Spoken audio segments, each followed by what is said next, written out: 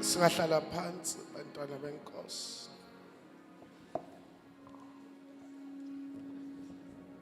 Akabonga uJesu.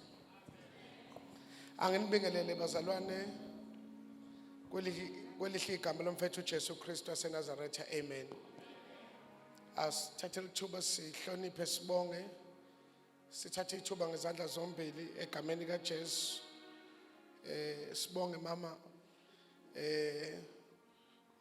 ngalokho uNkulunkulu akwenzayo ngempilo yakho kuba uqhubeka nakulesi sizukulwane kuba ube isibani sokushiyana kwevangeli lombuso kaNkulunkulu. We are eternally grateful for the impact you have continued ukuyenza kwizizukulwane sethu egameni kaJesu. uNkulunkulu sibusise kakhulu, and we really appreciate every effort oyenzayo ukuze abaningi inkosi ibawine embusweni wayo egameni kaJesu.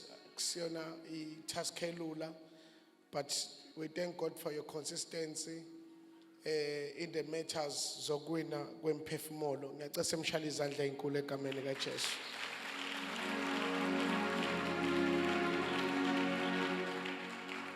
Sibingelele bonke abafundisi sebehlonishwe, omama befundisi bonke, ibandla lonke likaJesu elikhona, everyone bazalwane owenza lenkonzo kuba ibe impumelelo. Be greeted, team of God's army, be greeted in the wonderful name of Jesus. Amen. Ngiyacela sithole izwi lenkosi kuMatthew chapter 21. So funda verse number 1 ukuya ku verse number 3 egameni kaJesu. Matthew 21. So funda verse number 1 ukuya ku verse number 3. So bese sibuka ke izinto ezimbalwa esingayithola kule ndaba bese siyathandaza.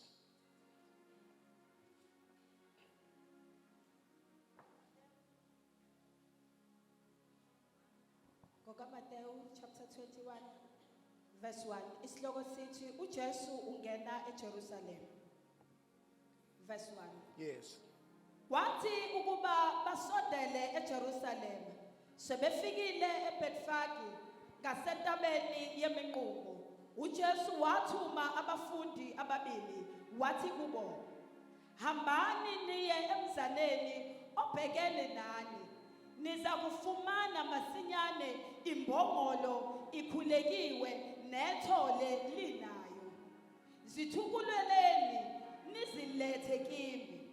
Uma umuntu esho utho kini anothi, inkosi iyazidinga, uyakuzithumela masinyane. Inkosi busisa ukufunda kwezilayo ibandla lonke lithi amen. Ngiyacela bazalwane ukuba sibuke nansi indaba uJesu eqala iviki lakhe lokugcina eyongena eJerusalem before ukubethelwa kwakhe. iBhayibheli sivezela ke ukuthi uma uJesu ezongena eJerusalem, Jesus was in need of the transport yongena eJerusalem. And uyabona ukuthi uJesu uma eshoda ngetransport yokungena eJerusalem, iBhayibheli lithi kuzo zonke izilwane wayengayisebenzisa wakhetha ukusebenzisa ithole lembongolo elaliboshiwe. Awu amen. And uyabona ukuthi kwakukhona ukhetha nje leli ithole lembongolo ngoba kuyaziwa ukuthi njalo umuntu eqhamuka egebela imbongolo is symbolizing peace. Kodwa uJesu wayeqonda ukuthi njengoba eyongena eJerusalem wayongenela ukuyolanda imphefumulo wami nowakho esiphambanweni. Noma empini yemphefumulo yethu kodwa wangena inkosi yokuthula. Aw amen. So he was fighting for our victory, but he was fighting from the point of rest and peace. And akagcinanga nje kubazalwane ngokuthi uJesu akhethe lembongolo strategically uJesu wayazi ukuthi there was no hosanna for him without the donkey.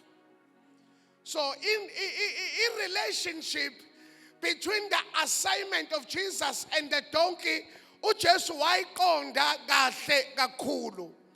And you see bazalwane kunento okumele siqonde ngoNkulunkulu noma ngoJesu esimamkele noyinkosi yethu ukuthi number 1 noma imbongolo yayiboshiwe. This passage isitshengisa ukuthi ekuboshweni ngembongolo kodwa khona wayeyibona ukuthi imbongolo iboshiwe, ngoba kuyenzeka uphile nabantu kodwa bengaboni ukuthi uboshiwe, kodwa inkosi oyikhonzayo bengakucelebrate bonke abantu kodwa niyadlula ekunconyweni ibona ukuthi noma lembongolo inconywa kodwa kukhona lapho ebopheke khona.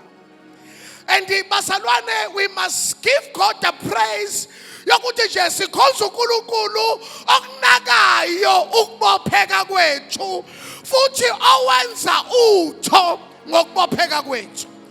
Ngifisa namhlanje bantwana benkosi sivumelana ukuthi imbongolo lena yayi-comfortable lapho eyayikhona kanye nentambo eyayibophileyo, kodwa uJesu wakhathazeka ukubona imbongolo ongabi ne-freedom kodwa ingenayo, because ukuboshwa kwalembongolo kwakusho ukuthi lembongolo yayinama-limitations, yayikwada ukuhamba according ubude bentambo.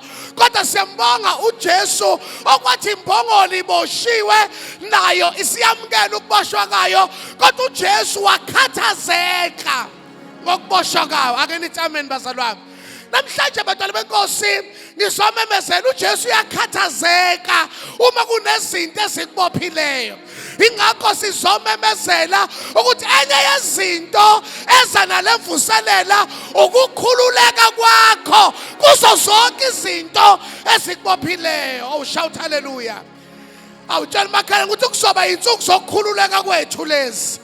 Yeah, the devil is a liar. Kungabopheka qala unyaka kuze kuba namhlanje, kodwa ngiyamemezela umhla ka-16 September ukuya mhla ka-31 December khululeka.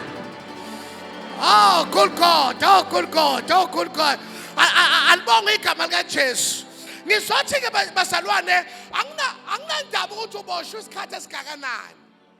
Futhi ayikho inkinga ukuthi why ububophekile, futhi ayikho inkinga ukuthi ubani owayekubophile. Into abalekela uJesu uyakubona. Oh nikhona kodwa bazalwane, awutshela makhanda uyakubona ukubopheka kwami eyimalini, uyakubona ukubopheka kwami ngawuthola umsebenzi, uyakubona ukubopheka kwami ekhaya sizwani, kodwa ngizomemezela egameni kaJesu kulokho okubopheka okubophekile inkosi yasezulwini. Awu iyangibona umemeza uthi iyangibona uJesu. Ya ukubona ngisho usuqinisela kodwa uyakubona uJesu. uJesu ubona noma usuphelelwa amandla ukubopheka kukubambe phansi, kodwa inkosi iyakubona kulokho okubopheka kwawo. Shout hallelujah. Alibonga igama kaJesu.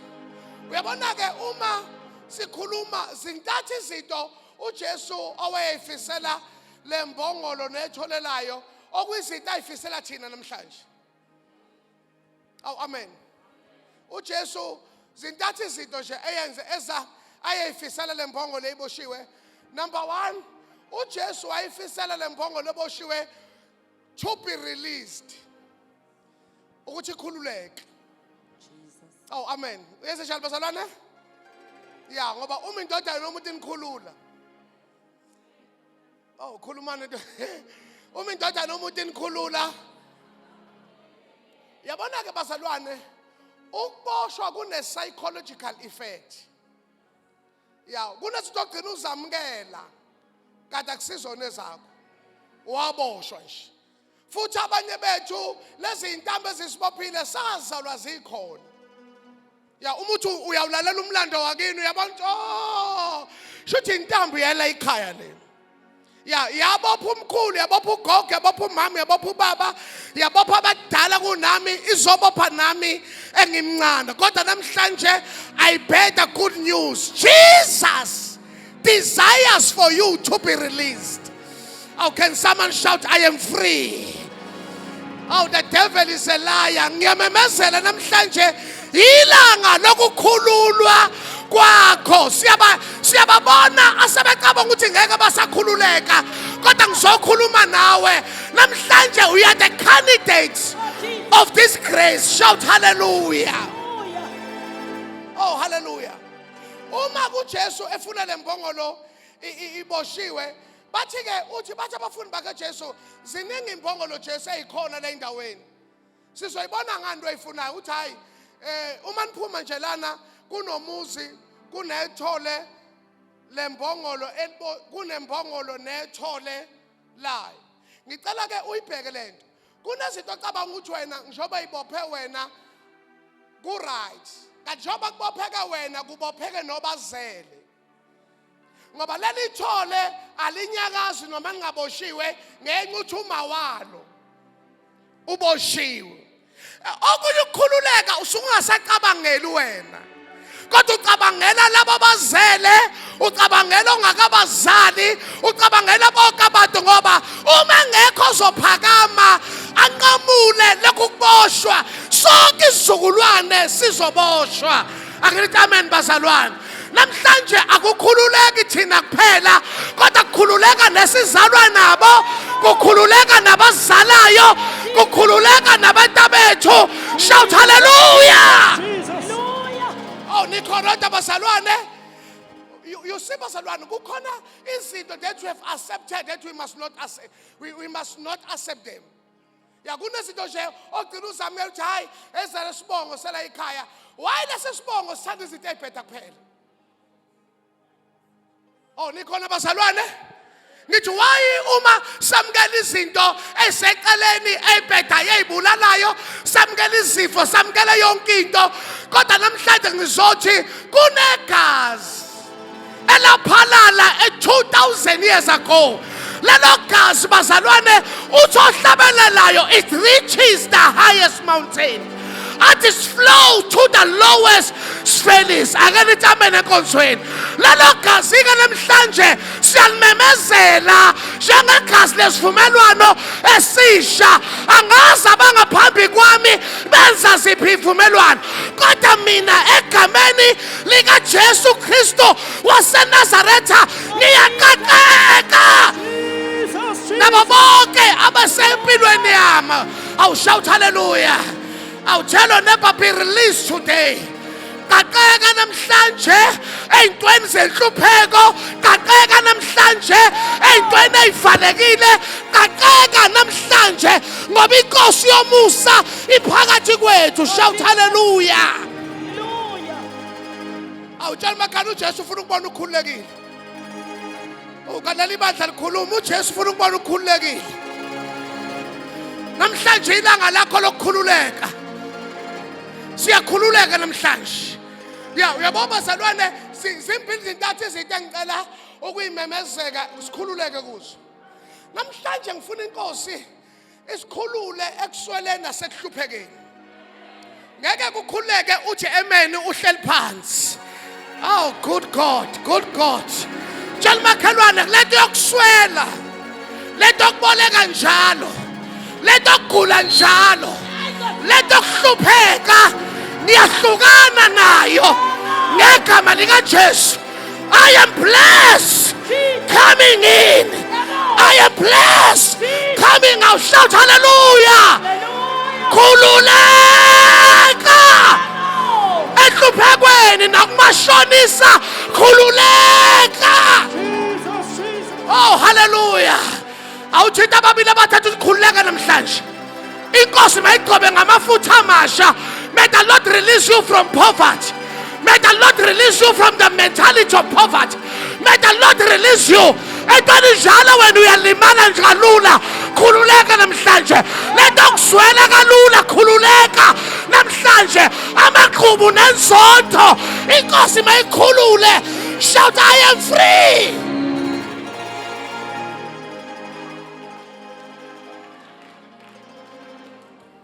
Hallelujah. Uyabona ukuthi wena usudikilile usulimele. Awusakhuluma isimuda uncenga. Phuma kulo ntambo. Ya kule mpilo ufuna uncenga uzufe kule mpilo. Abangizwa labazalwane. Tshela makala phuma kulo ntambo.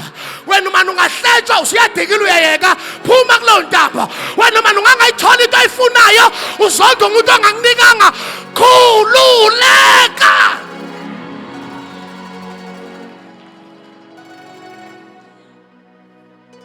Oh, shout I am free. Shout I am free. Shout I am released. Hlala phansi.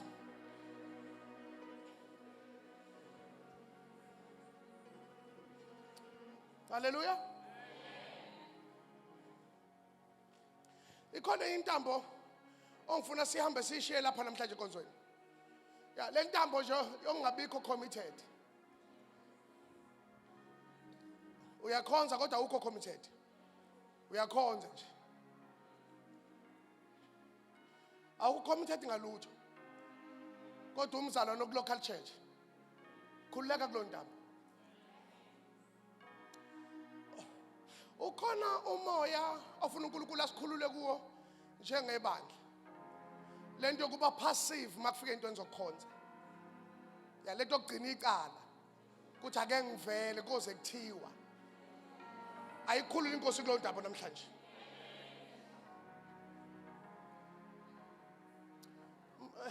Mhlawumbe ngiqhamuke kanjena. Enye into uSathana sitraine ngayo. Ilento thina we are the consumers, we are not committers. Abazalwane nje bafuna inkonzo emnandi enamandla but we don't commit. Kodwa in your personal life awuzwani uphila nomuntu ongekho committed. Uma ufuna abangani, umngani wakho ufuna umuzwa la. Kuthi lo umngani wami, he must show up. Ngisho uphila nomuntu hlala umbuzo ukuthi kade ekhaya uyanini. Ngoba akekho ufuna umuntu ofuna ukuphila nabantu abangekho committed.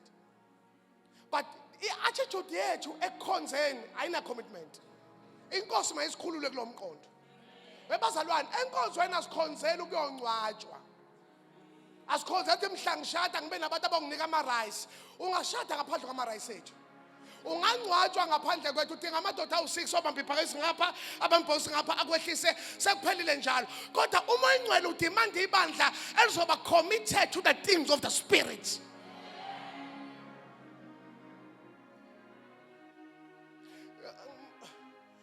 Angibuze kanje, njengoba ibandla lakho lisibusiso kuwe, are you blessing to your church? Yiphi into uma ungekho ngabonakala ukuthi awukho? You are not committed. You are not committed.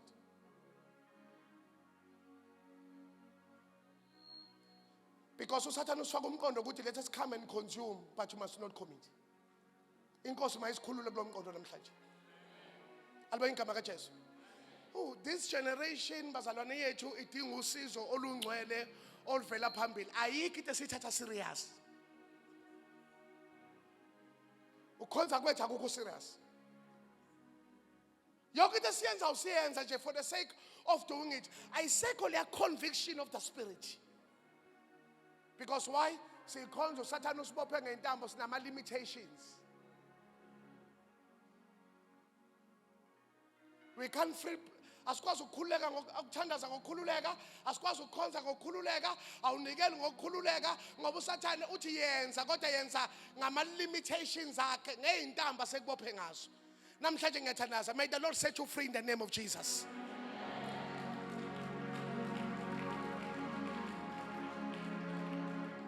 Jesus desires for you to be released. Khululeka namhlanje.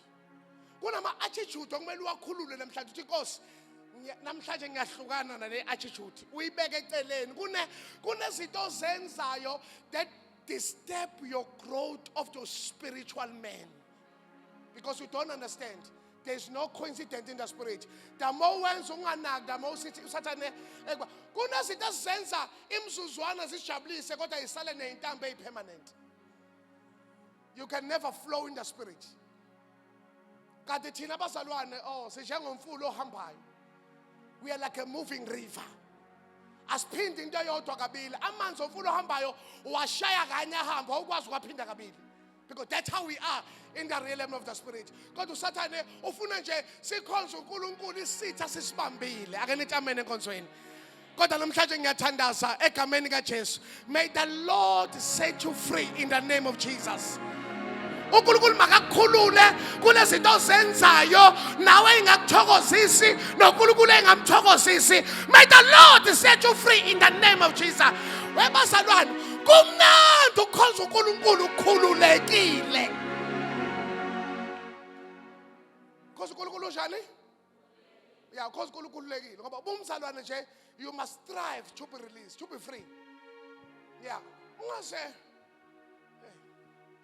ube ney'nkinga enhlizweni. Umuntu engakuphathi kahle nje ikhulule kulonto. Bese umuntu uxoxe kudlule. Ungalokho ukuthi ngelinye ilanga ngiyomthola, ngelinye ilanga ngeke umkhonzo uNkulunkulu unamabibo lokhu wabeka phezu kwamanje.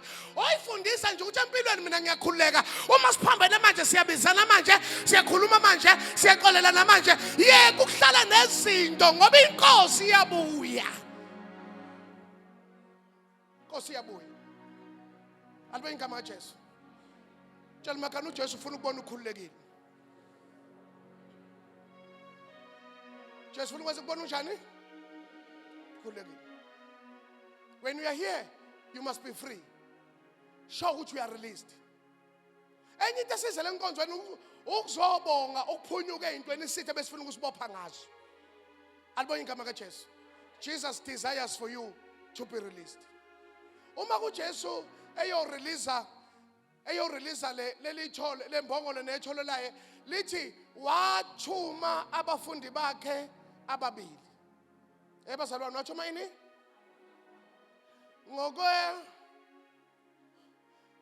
Ngokufunda lento isho ama-dimension amabili umfundisi ubiyela. Malithi wathuma abafundi bakhe ababili shothi wathumela an Old Testament and a New Testament. Ukuze uJesu umphika kwi-new uthi hayi ngicela ukumbona na kwi-old uphinde uvezele uJesu as the shadow of the things to come. Umvezele bemudla ezimana ezisinkwa sokuphila kwi-New Testament. Akenithi amen bazalwane.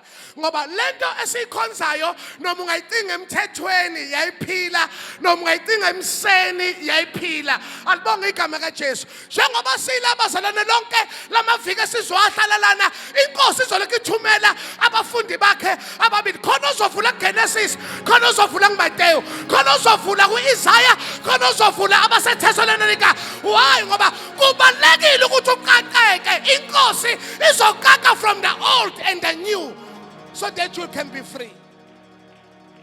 But number two, uma wathuma abafundi bakhe ababili inkosi ihlezi ithumela umuntu ozokhulula. Awu amen. Kodwa obuza nabo abakhulula ukuthi abazalwane bahlina kangakanani uma uphethe inkembe ezoqaqa intambo ebabophile. Yakhona abantu ushumela umbono uthi lo muntu lo indlela akubuka ngayo. Uthi ungayi lapha. Yeka lonto. Ya, kunabantu uma bekhonza enkonzweni nendlela ahleli ngaye uyakudisengage. Uthi qeda phela ngoba kunabantu asebe enjoy intambo ebabophile more than umusa kaNkulunkulu. Awu amen awukho lapha ekhaya. Kunabantu webazalwane kunabantu asebeboshwa uSathane bacabanga ukuthi akusekho ukukhululeka. Unovalo uthi umehlukana nalentambo ikhona nenye impilo. Awu tshela makhala uthi look at me. I'm the product of the grace. Tshela makhala uthi ikhona impilo ngaphandle kweintambo zesitha. Ikhona impilo ngaphandle komnandi bezwe. Ikhona impilo ngaphandle kokuphuma ungena. Ikhona impilo lapho hamba emoyeni uhlanzekile emoyeni, uhlanzekile engqondweni, uhlanzekile emzimbeni. Athi ubhala iBhayibheli bonke abanethemba elinjalo bayasihlambulula impela bayalahla izono nemthwalo. Shout hallelujah. Awutshela makhala khululeka. Inkosi ifuna ukubona ukhululekile.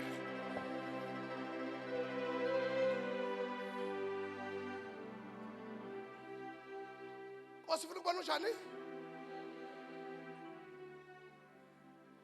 Uyazi nabuhlungu ungakhululeki. ngokukhonza uNkulunkulu ubophekile. Ngehlisela kancane zibuko. Yazi nebhlungu bazalwane? Uthi ukhonza usindisiwe. Kodwa futhi uboshwe usathana ngeinto zakhe. Ukuthi awu-enjoy ngapha. Futhi awu-enjoy nangapha. Awusenangiziba manje kanti niyazi into engikhuluma ngayo.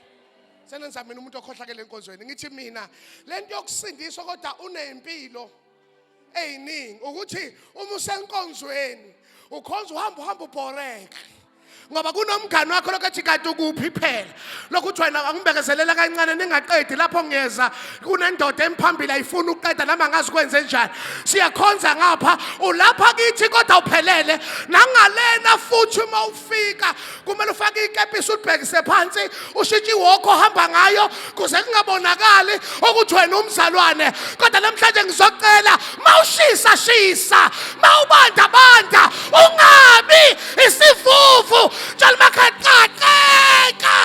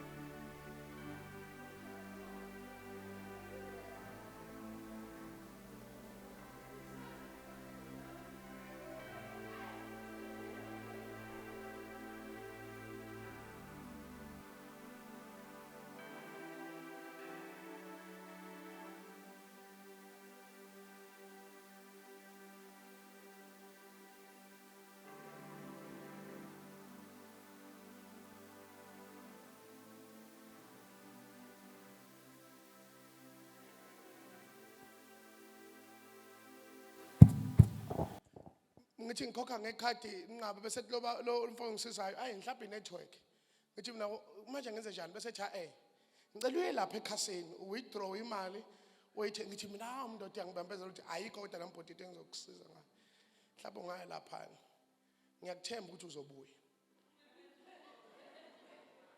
ngithi mina no sure ngene uma ngipaka ekhasini ngingene njengoba ngingena ekhasino ngiphambana nomzalwane phuma lapha ekhasini kodwa ngiyakubona ukuphambana naye ngichazwa indlela wayigqoke ngayo newalk phela ngiyamazi lamzana enkonzweni kodwa indlela ayigqoke ngayo indlela ayifaka ngayo ikepisi isigqoke sibeke la newalk ngisho walk yakhe akusiyona umama usekhulile kodwa akusiyona iwalk kamama kufuna ngathi umjida kancane phakathi yabo just in case ehlangana nabantu abawrong alibonga igama kaJesu kanti ngizomenya umfundisi wakhe a month later ngimfika uhleli phambili umkhokheli wesonto nje uhleli phambili lapha umkhokheli wesonto kanti ngizoshumayela nale ntshumayelo ngithi mina cacisa ngoba ngapha kumnandi nangapha kumnandi uma nje ubanjwe isitha uma ungapha enkonzweni ukhanza awukhule ngoba enkonzweni uma uhamba nento kaSathane uthi uyaphakama uSathane awu wena futhi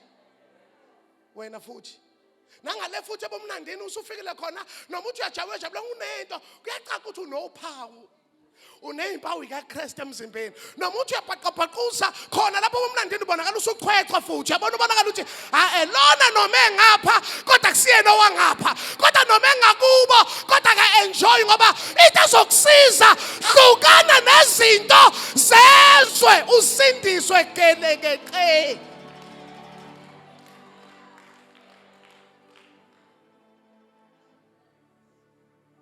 now amen noma nangizipho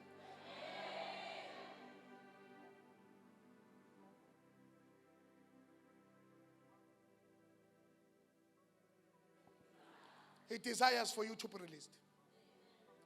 Bazalwane ayimnandi impilo yangapha. Phinde futhi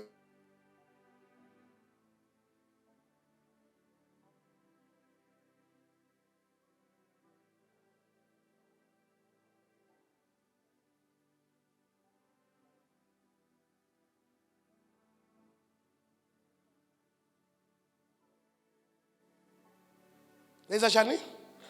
Njengoba ikhotha mihlelana for about 3 weeks sonke ihleli la izongincenga nje ukuthi ungabi ikholo lingacacisile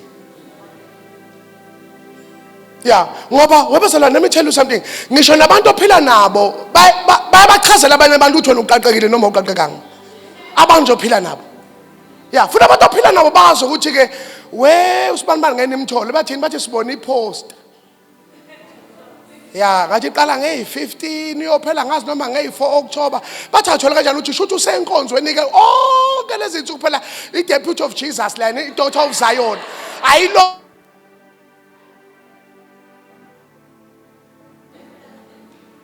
awunikhona bazalwane?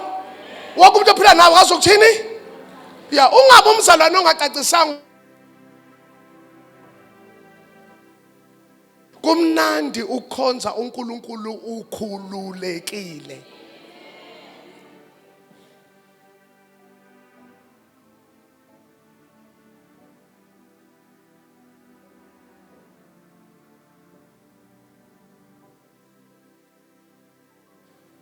Jesu masifika lapho uthi Jesu amane ngilalela ithole nombongolo onibuzayo nimtshele ukuthi inkosi awunikho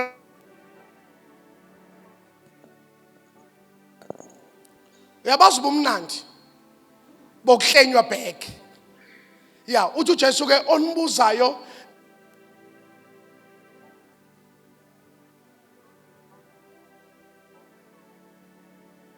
ukuthi it belong to another master. Ngoba akekho umuntu ohamba nentambo kade akekho akekho umuntu ohamba nentambo zesitha kade akokho ayikho into emkhontolayo. Ngiyacela namhlanje ngomntana kaNkulunkulu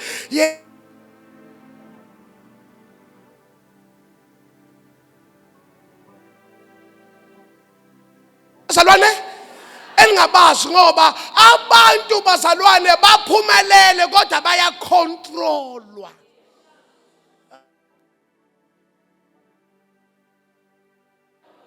Yeah, kunomzalwane osebenza ama VIP osebenza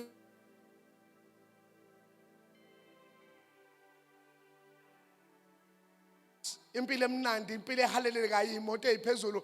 Uthi Ndlovu mina ngangagada enye indoda ngabo 2010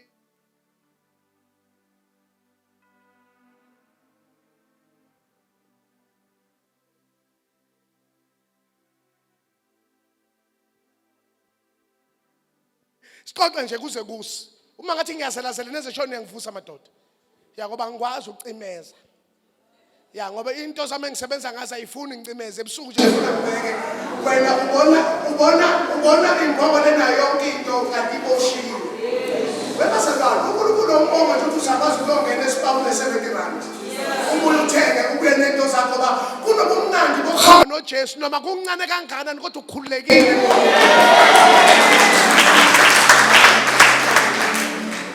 Abonga makaJesu. Abonga makaJesu. Jesus wants to regain you. Yabona ke bazalwane ngiyafisa ukuthi sithandaze ngalamazwi. Kunezinto usathane azitshontsha empilweni yakho wase wamkela ukuthi ngeke iphinde.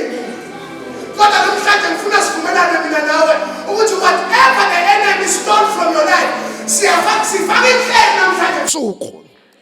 Awabekho kodwa abantu abathi inkosi konke kwatshontshwa isikhonyana makubuye empilweni yami ngegama kaJesu. Konke usathana akuthatha akubuyisa bazojela mfowethu. Hallelujah. Tshela makhala siyayilanda zonke izinto zethu eyithathwa usathane namadimoni akhe. That's Jesus. Jesus. Alibonga inkosi. Lithi Bhayibheli lembongolo noma iboshwe a wrong master. Kodwa uJesu uthi hambani niqaqe lembongolo. Kodwa uma kwenzeka kukhona onibuzayo anoyitshela ukuthi inkosi iyalidinga. Nikhona bazalwane, kunezinto namhlanje bantwana benkosi isitha sasine sure ukuthi ngeke iphinde ibuye futhi ngeke iphinde zime nayo, kodwa namhlanje sizomemezela emkhathini wakamakhutha, emhosheni, eintabeni, kuyo yonke indawo phansi naphezulu, sizothi whatever the enemy ayithathile empilweni yami mayibuye ngegama likaJesu, ngoba inkosi iyadinga. Kunezinto zakho engahlangani kahle, usathana lokho eyithatha kancane kancane. Namhlanje sizomelana naye egameni likaJesu, sithi sathane namadimoni akho buyisana ngokwami, ngoba inkosi ivumile. Hallelujah. Well, tell them that the Lord needs it. Alibona igama likaJesu. Wabazalwane, ngicela ukufundisa nayo iprinciple. Time to time funa ukufaka ama-claim nje emkhathini ukuthi asathana ungibuyisele ukuthi manje manje khona ukuthi hayibo inkosi iyalidinga. Akekho umuntu okumele akhonze uNkulunkulu engenayo injabulo, engenakho ukuthula, engenakho ukunqoba, ngoba kwatshotshwa amadimoni. Time to time bazalwane, ofaka lapha emkhathini uthi namhlanje kuseni ngegama likaJesu ngiyaklema iunit yomndeni wami. Uphinde ubuye emini ngo-12 uthi namhlanje emini ngiyaklema iprogress yomndeni wami. Uphinde ubuye ntambama ngo-6 uthi namhlanje ntambama ngiyaklema ukuthula emndenini wami. Shout hallelujah. Ungahlali ungaklemi ngoba inkosi ikunikile ilungelo lokuklema. Hallelujah. Time to time you must claim. Tell them that Jesus uthi uJesu uyalidinga. Alibona igama likaJesu. Why ngithi kumele uclaim? Wabazalwane, are you not glad ukuthi uJesu he reclaim you back? Ngicela ukubuza nje, uJesu akafika ngabe siyini? Ngabe senzani? Ngaba ubizwa negama obizwa ngabe ubizwa ngegama lezimo owabhekana nazo. Kodwa sibonga ukuthi uJesu ngesikhathi efe esiphambanweni, he was claiming us back in the name of Jesus. Shout hallelujah. We must not accept the things that we must not accept. Time to time faka iclaim uthi namhlanje ngilanda lokho bethi yakoloza amadimoni uthi inkosi iyakudinga. Alibona igama likaJesu lithi wathumela ukuze ikhululwe, ukuze ibuyiswe. But number 3, uJesu wathumela ukuze imbongolo ayigibele. Awunikhona ngamakhutha webazalwane, phela awukwazi ukukhulula uJesu ureclaim uJesu bese ungafuna ukugibela. Futhi akuyibeke kanje, uma uJesu angakugibela khona okuzokugibela. Angiphinde futhi, uma ungavumi uJesu akugibele, lothi lishona ilanga ngoba kukhona izinto esezigibele. Kanti phela abantwana benkosi kokunye nje asale sesivuma uJesu asigibele. Ya neminyaka ihambile, ngeke usalunga ndawo. Phela ngiyazi uma lokhu uyibuka esibukweni lokhu uyikhohlisa ukuthi hayi mina ngisengafitha izwa ngami, ngeke usalunga ndawo. Wagcina emaphathini kusadonswa isikelo, wagcina kusakuthiwa mnike hayi sis, tshela umakhelwane sesikhulile manje ngeke sisalunga. Ya into nje kumele umcela uJesu uthi Jesu nasebudaleni bami ugibele lo mzimba, ngoba bangamnikanga ilungelo lokumgibela. Sibona amahlazo lapha phandle. Webazala ngeke phela manje uthi wena uyoqala izinto ezintsha manje. Ya ngeke. Ya ngeke uthi igenge encane iphuma ngapha nawe uphuma ngapha. Vumela uJesu. Ya vumela uJesu. Ngeke uthi manje uJesu esahambe nayo iminyaka emingaka uzama ufuna ukuqala iphathi, ufuna ukuqhwetshwa ushelwa manje. Hayi ngeke utshela makhaya ngeke salunga manje. Asigugele kuJesu, asihlale kuJesu, asifele kuJesu, asiphile kuJesu, ngoba lapha ngaphandle njengoba uzela ngo7 uyokwenza njani ebumnandini.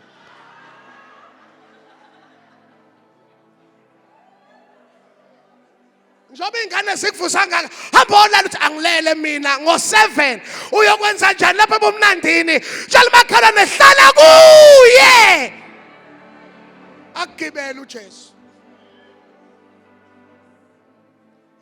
ucabanga ukuthi khona sangayenza leminyango wena neyilime ingaka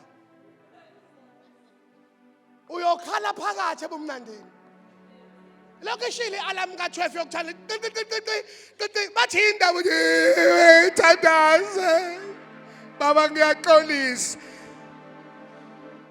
tshela makhaya senze lifavor vumela uJesu akugibele Jesus. vumela uJesu njani mhlamba ngikuphindele futhi ngeke usalunga ndawo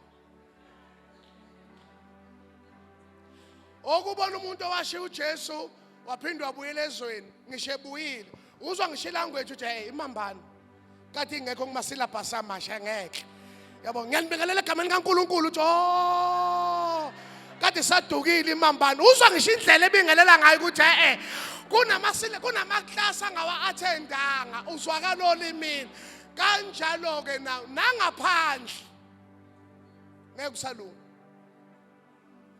usalunga kofonela uyingane zakho uthi uzanizolanda uma wakho ngo9 uselele nangiselele ngeke usalutshela makhane ngeke sisalunga makhelwane ahlale enkosini asikhonze inkosi asivume uJesu asigibele ngoba bagijele uye bangena bengenagama abashiye benegama abagijele nguye bandlalelwa indwangu phansi bandlalelwa amasundu phansi noma bengenagama noma ibackground ingavumi kodwa bagijelwe nguye ubabeke ehlalweni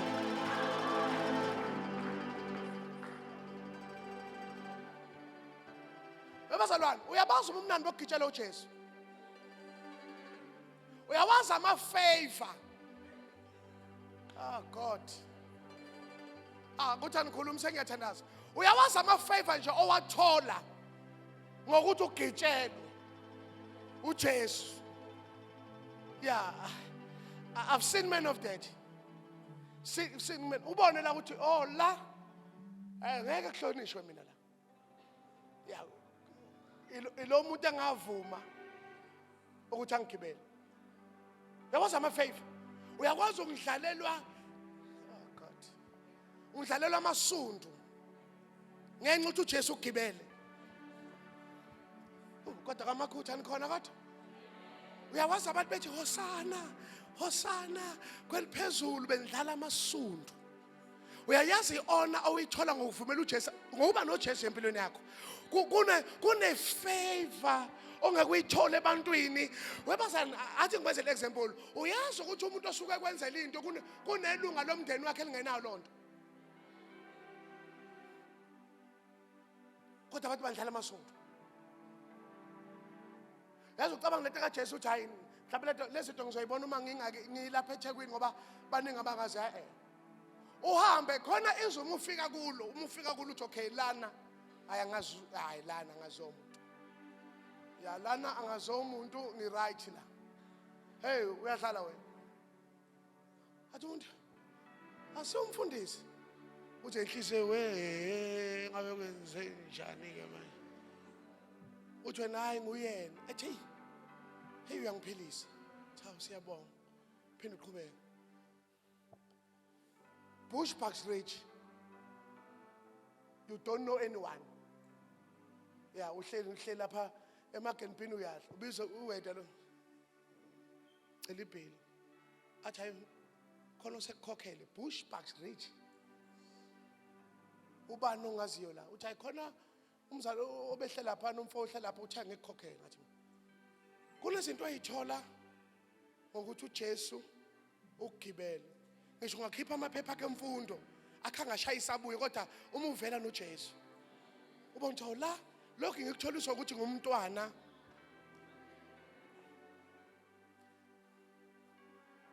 ngomgqibelo ngiyalapha eDanti ngiyoshumayela khona So ke labantu engiyoshumayela kubo khona izinto abangazenzi kahle ngokwe-admin. Kuyeke lokho obizo. Kodwa ngokwe-admin phela ufuna uyabuza imibuzo ukuthi manje kwaqo mapothole yabona uyabuza imibuzo. Bakhuluma nje into engahlangene kodwa ufuna uye khona. Hey ngize ngiyafika impela ngiyapanga ngithi mina manje sengikhona bathi ngiyeza lapho. Uyabona umuntu othunywe ukuthi azokulanda aphinda acela ifoni yakhe ukufonela umuntu ohostile. Hayi bafowethu. Ngathi mina chineke kade ngikuphi lana. I-host icela kimi ukufona uthi manje nceka unayo airtime lapho uthi mina uma lo muntu engena airtime kusho ukuthi ekseni kuzohamba kanjani uma sekuhlukwana uma lo muntu engena airtime manje. Sethi no besithi nceka hayi hamba laphana ungilinde khona la kulala khona. Hey isi receptionist ebhuti lo muntu akakhokhile lo muntu. Ngithi mina ngangisendela location yendawo ongayikhokhele ebazalwane lalelani ngitshela. Ungahambi ngemizwa uvumelele indoda ekugibela ekulide. Mina ke ngayitshela kudala nje ukuthi into ebalekile umphefumulo okunye nokunye sokubona ngendlela. Ayingene lapha ngishumayela. Futhi angazi bengineyintwana nje kuvele kushumayeleka. Umoya kuwaphazamiseka nje. Hayi ngishumayele ngiqede. Asu olobaba bizi host kanje. Baxoxe. Bese yasukuma. Thatha i-microphone athi. Kambushi, mfundisi wami, siyabonga. Emini uhlalo befundisi la. Nami ngiyabona nento eyiningi engalungile kodwa sibonga ukuthi uhloniphile ufikile. Ngicela ke mfundisi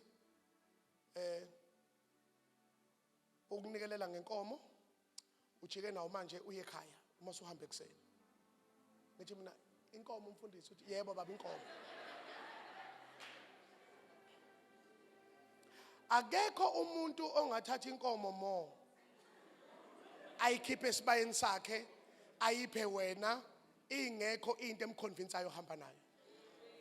Kunama favor kuyawamemezela kusona namhlanje ozowathola nje ngenxa ukuthi uvumela uJesu.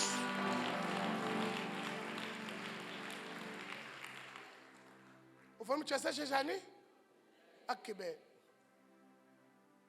I came early late ebheni ngidlula lapha egateway ngithi ngifuna ukubona indawo eright ngihlale phansi kancane. Uma ngena lapha ngihlala nomunye umzalwane uthi Ndlovu uyaphila uthi ngiyaphila uthi uyapi uthi mina ngiyagotha ngiyoshumayela. Athi umfundisi wami ngiyajabula manje yazi inkonzo yakho ngithi mina siyabonga baba. Bese ethi ke excel singayidli breakfast uthi mina ukuthi ke mhlawumbe sohlukana ngokulala. Uthi ayinceke mina ngafika noma ikuphi uthi mina uzongivusa ke lo muntu ngifuna. Bese ethi nceke mana kungcono yini ngakubhukhela lapha ngilele khona. Ngithi mina nceke ukuthi ulalephi uthi hayi ngingale Beverly Hills uthi mina ngegama lika Jesu lalela mphathi bhuka.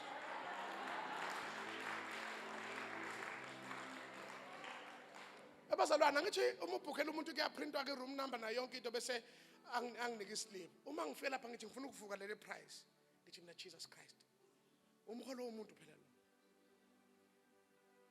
There are certain favors that God will unlock in your life because umvumele. uJesu ke gibela ngathi team iyadliwa ngathi sidayilunga ngathi kuyahlekwa abangakhonzi kini bona abaphumelelayo ungamehlisi. I can tell you from today up until eternity, as long as uJesu ephekwe impilo yami angisoze ngakubona ukuhlupheka. It's an assurance I have. Ngenxa ukuthi uJesu umvumele wamgibela. Ngiyacela namhlanje kungenza ukuthi ula endlini kodwa kuneyintambo ezikubophile. Othi Jesu ngiyacela ngikhulule kulezi intambo. Ngoba uJesu akahambi nembongolo egoloze neyintambo zayo.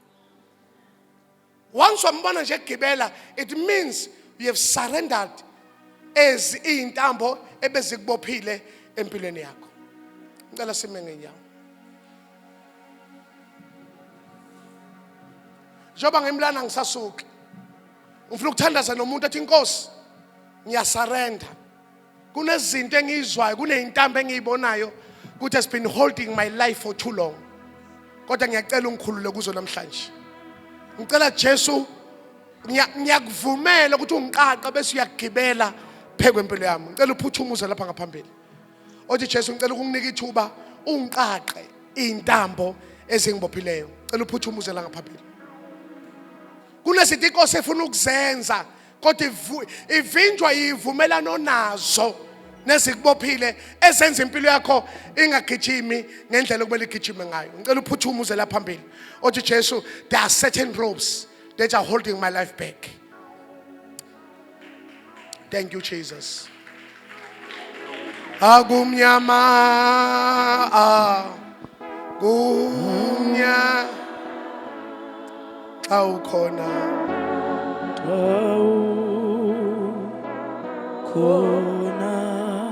agumnyama, gijima uze, yeka abantu yeka umakhelwane, gijima uze enkosini.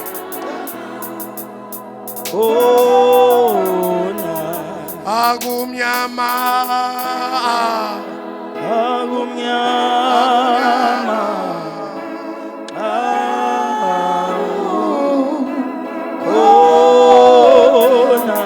agumnyama,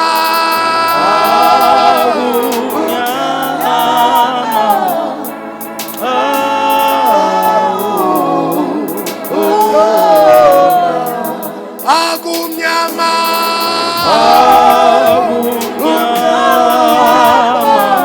Jesu sizophila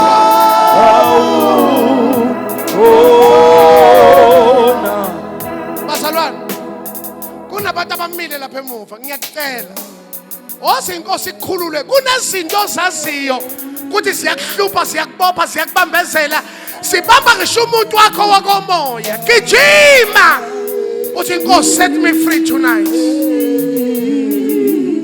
Cela ugijime phambili.